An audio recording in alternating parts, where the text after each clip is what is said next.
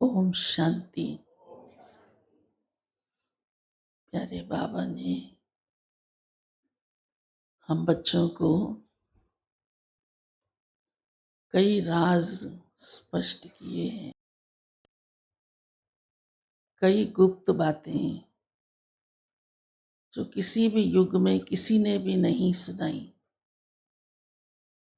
क्योंकि एक श्री बाबा ही सारे सृष्टि का आदि मध्य अंत जानते हैं।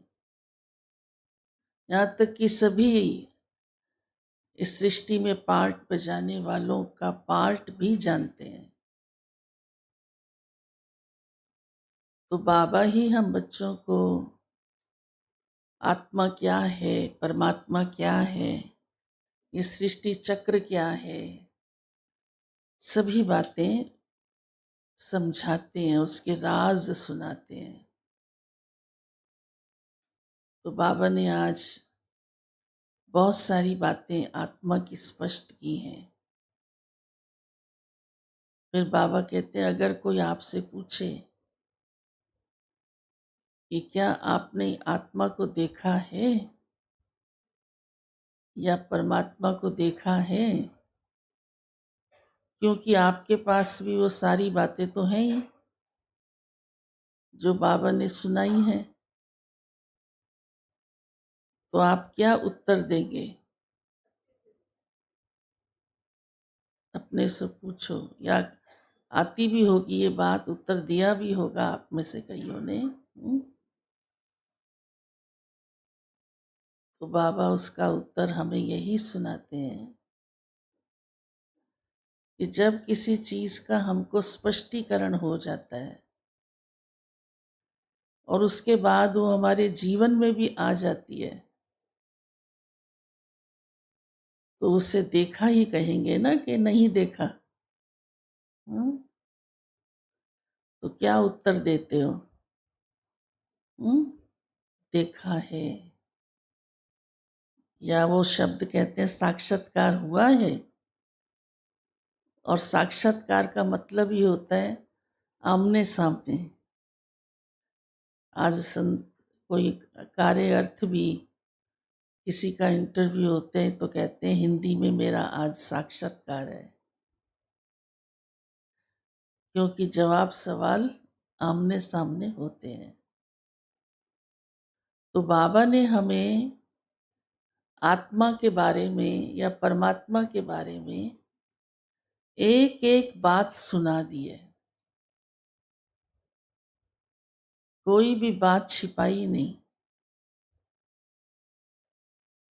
वैसे भी देखो, कई बार हम किसी को देख भी लेते हैं आंखों से, तो भी हम कहते हैं हम नहीं जानते हैं, हम नहीं पहचानते हैं, क्योंकि हमें तो उसके बारे में कुछ भी मालूम नहीं है, चाहे वो सामने से होके चला जाता व्यक्ति। कहते हैं ना हम। तो इसका मतलब देखने का अर्थ क्या हुआ कि उसके बारे में सारी नॉलेज होना। तो जब नॉलेज हो जाती है तो फिर तो उसका, हाँ, जरा सा भी कुछ निशानी मिलती है तो पहचान जाते हैं ये वही है। बाबा इसलिए हम बच्चों को सारी उसकी नॉलेज बातें समझाते हैं। आत्मा क्या है, कैसी है, कहाँ से आती है, क्या रोल प्ले करती है, कितने जन्म लेती है, उसका परमानेंट निवास क्या है, गुण क्या है, संस्कार क्या है, रूप क्या है। तो ये सब जानने से हमारी रियलाइजेशन हो जाती है, उसकी अनुभूति हो जाती है। तो रियलाइजेशन करना ही देखना है। वैसे देखो, अगर हो भी जाए साक्षात्कार, माना एक बिंदी सामने आ गई आपके चमकती हुई, आकर चली गई, फिर आपसे कहा जाए क्या देखा, कैसी थी आप कुछ भी नहीं बता सकते। इतना ही कह सकते हैं एक ज्योति थी बस। इतना भी नहीं कह सकते वो आत्मा थी या परमात्मा था। इतना अंतर भी नहीं समझ सकते। सोचो, जैसे एक अननोन व्यक्ति आपके आगे से गुजर जाए, आपको क्या पता वो प्रधानमंत्री था या कोई और था, है ना। एक वो मिसाल आता है ना कि एक पति पत्नी रेल में सफर कर रहे थे, तो आगे आने वाले एक स्टेशन पर उसके पिता ने चढ़ना था। तो पति ने कहा कि मैं अभी उतर के प्लेटफॉर्म से उनको ले आता हूँ, तुम बैठो तब तक। उसने घूंघट किया हुआ था पत्नी ने। अब वो बच्चा इस तरफ से देखने गया, पिता इस तरफ से आके चढ़ गया उस कंपार्टमेंट में, और वहाँ ही जाके बैठने लगा जहाँ उस युगल की पत्नी थी, माना उसकी बहू रानी थी। तो कहती, ए बुढ़े, तेरे को शर्म नहीं आती, हट यहाँ से, यहाँ कोई जगह नहीं है। तो वो बेचारा सकपका गया थोड़ा सा, समझा भी नहीं और बैठा नहीं, खड़ा हो गया इतने तक, क्योंकि रेल चलने वाली थी। तो बेटा भी वापस दौड़ता दौड़ता चढ़ गया ट्रेन में कि पिताजी अब पता नहीं कहाँ हैं, देखते हैं। तो आया अपनी सीट के पास, तो पिताजी तो खड़े थे। तो उसने कहा, पिताजी बैठिए बैठिए, हाथ जोड़े, पाँव छुआ। तो बहू रानी तो पानी पानी हो गई एकदम, शर्म के मारे उसकी ठोडी ऊपर ना उठे जरा भी, एकदम खड़ी हो गई, पाँव छुए। और फिर वो बुढ़ा राजा बैठा, पहचान नहीं थी ना। हाँ? पहचान नहीं थी। तब तो उसको कहा बुढ़ा, और जब पहचान हुई तो पिताजी कह के पाँव छुए, है ना। तो बाबा हम बच्चों को पहचान देता है। मोस्ट इम्पॉर्टेंट क्या है? पहचान। उस पहचान से हम रियलाइजेशन करते हैं कि मैं क्या हूँ, कैसी हूँ, बिंदी हूँ, चमकती हूँ, शांत हूँ, पवित्र हूँ, पहचान से। और वही अनुभव हमारे जीवन में प्रैक्टिकल चलता है। तो रियलाइजेशन ही मस्ट है। इसको ही कहेंगे हाँ हमने देखा है।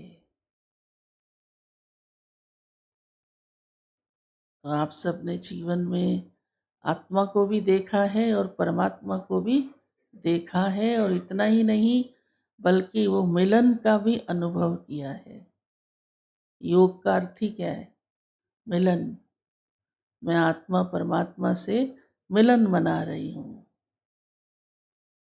तो आज की सारी मुरली ही आत्मा के स्पष्टीकरण पर है। तो कुछ भी कोई पूछता है तो कंफ्यूज होने की जरूरत नहीं है। और भी कई प्रकार की बातें कई पूछते हैं, हाँ, परंतु बाबा कहते हाँ आप इसका अभ्यास बढ़ाओ। जितना आपका अंदर अभ्यास चलता रहेगा तो वैसी आपकी स्थिति रहेगी। अर्थात देही अभिमानी, खुद को आप देह से अलग आत्मा बिंदी स्थिति में होंगे, तो फिर वो सब कुछ वैसा ही होगा। बोलेंगे भी वैसा ही, हाँ हमने तो देखा है, क्योंकि आप खुद ही मैं आत्मा हूं इस महसूसता में हो। जैसे देखो, देह अभिमानी पुरुष जिस में देह अभिमान में होता है तो उसकी महसूसता भी वैसी ही होती है, तो उसका कर्म, देखना, बोलना सब वैसे होता है। कोई आके कहते ना बड़े अहंकार में बात कर रहा था, पता नहीं अपने को समझता क्या है। मैंने कहा बेचारा नहीं समझता तभी तो कर रहा था, क्योंकि वो फुल ऑफ बॉडी कॉन्शियसनेस में है,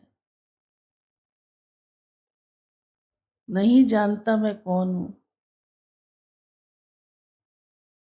तो आज सारी दुनिया देह अभिमान की तो है। इसीलिए देखो हर समय कोई ना कोई विकार ही झलकता रहता है, कोई ना कोई। तो बड़ा आवश्यक है खुद को सदा देही अभिमानी, जो हमें समझ बाबा ने दी है उस अनुसार सोचना, महसूस